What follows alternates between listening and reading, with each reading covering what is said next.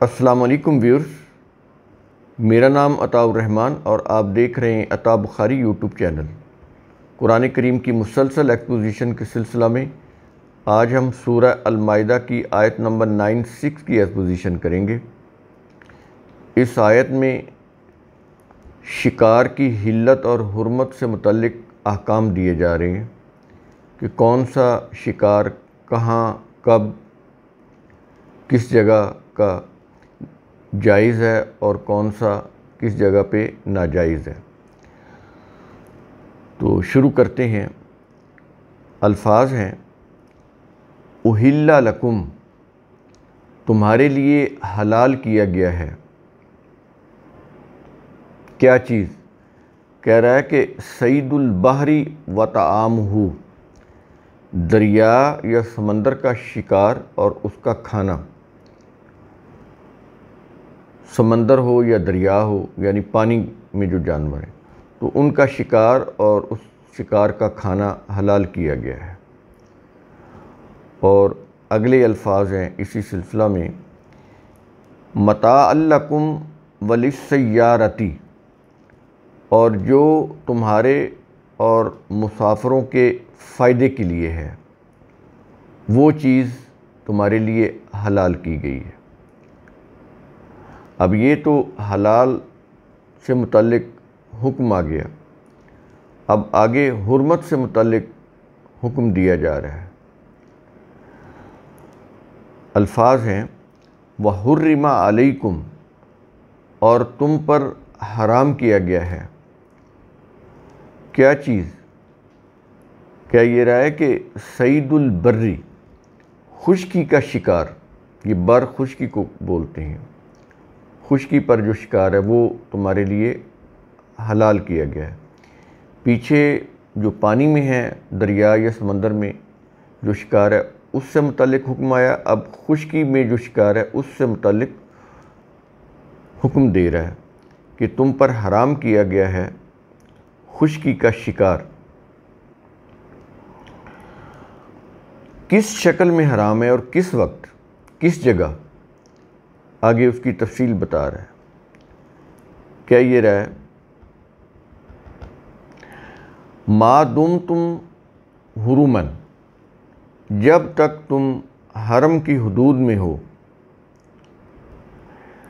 حرمن، یہ حرمن حرم کی حدود کے اندر ہو، یعنی جب حج پہ جاتے ہیں تو ایام حج میں جب حرم کی حدود کے اندر ہو تو پیچھے آیت میں ہے نا کہ تمہارے نیزے، تمہارے ہاتھ شکار تک پہنچ جائیں تو تم ان کا شکار نہ کرو۔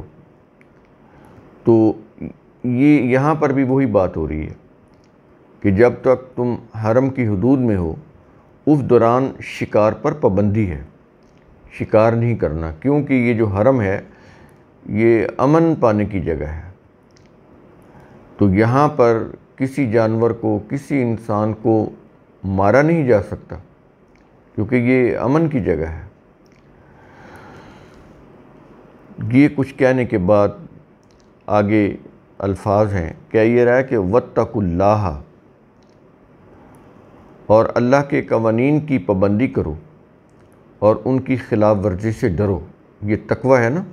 تقوی میں ہم نے آپ کو کئی دفعہ اس کے میننگ بتائے ہیں۔ جب بھی یہ لفظ آتا ہے ہم آپ کو بتاتے ہیں کہ تقوی کے اندر اللہ کے قوانین کی پابندی بھی آ جاتی ہے اور اللہ کے قوانین کی خلاف ورزی سے بچنا بھی آ جاتا ہے، اللہ کے قوانین کی خلاف ورزی کے تباہ کن انجام سے ڈرنا بھی آ جاتا ہے۔ یہ سارے میننگ اس کے اندر آ جاتے ہیں۔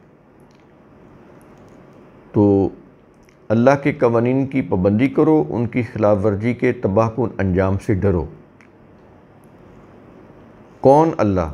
آگے بتا رہا ہے، کہتا ہے کہ الذی، وہ ذات کے، یہ الذی کا اشارہ اللہ کی طرف ہے، وہ ذات کے۔ کون سی؟ آیت کے آخر میں کہہ رہا ہے الیہ تحشرون، اسی کی طرف تم سب جمع کیے جاؤ گے۔ کس لیے جمع کیے جاؤ گے؟ اپنی اپنی جزا پانے کے لیے، اچھے عمل کی اچھی جزا برے عمل کی بری جزا۔ تو بیسیکلی یہ اشارہ اللہ کے قانون مکافات کی طرف ہے کہ جتنے بھی انسان ہیں انہوں نے جو بھی اچھے یا برے کام کیے ہیں تو بالآخر انہیں اللہ کے قانون مکافات کی طرف لوٹنا ہوتا ہے، جہاں سے ان کے ہر اچھے عمل کی اچھی جزا اور ہر برے عمل کی بری جزا ان کو مل کر رہتی ہے۔ تو یہ اس لیے کہا جا رہا ہے کہ اشیاء کی جو حلت اور حرمت ہے اس کا فیصلہ انسانی سوچ پر، انسانی دماغ پر نہیں چھوڑا جا سکتا۔ جس نے یہ کائنات بنائی ہے، جو انسانوں کا کریٹر ہے، وہی فیصلہ کرنے کا مجاز ہے کہ کون سی چیز کب کس جگہ حلال ہے اور کون سی چیز کب اور کس جگہ حرام ہے۔ اس لیے حلت اور حرمت کے جتنے بھی احکام ہیں یہ اللہ نے اپنی کتاب کے اندر بیان کر دیے ہوئے ہیں۔ تو اس سلسلے میں اگر مذہبی پیشواؤں سے فتوے لیے جائیں یا فیصلے لیے جائیں تو یہ پھر شرک ہو جائے گا۔ جتنی چیز قرآن بتاتا ہے وہ ایک قانونی حیثیت رکھتی ہے، تو اس قانون کے اندر رہتے ہوئے ہم نے اپنی زندگی گزارنی ہے۔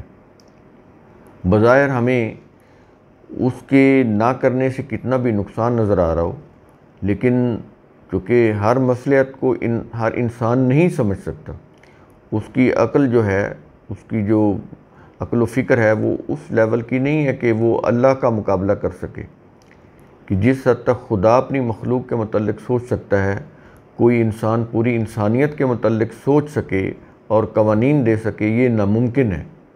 تو اس لیے جتنے بھی انسان ہیں انہیں اپنی زندگی گزارنے کے لیے، اپنی زندگی کے طرز عمل کے لیے انہی قوانین کو اڈاپٹ کرنا ہوتا ہے جو اللہ نے اپنی کتاب کے اندر دیے ہیں، اور اس میں خصوصی طور پر وہ احکام ہیں جو حلت اور حرمت سے متعلق ہیں۔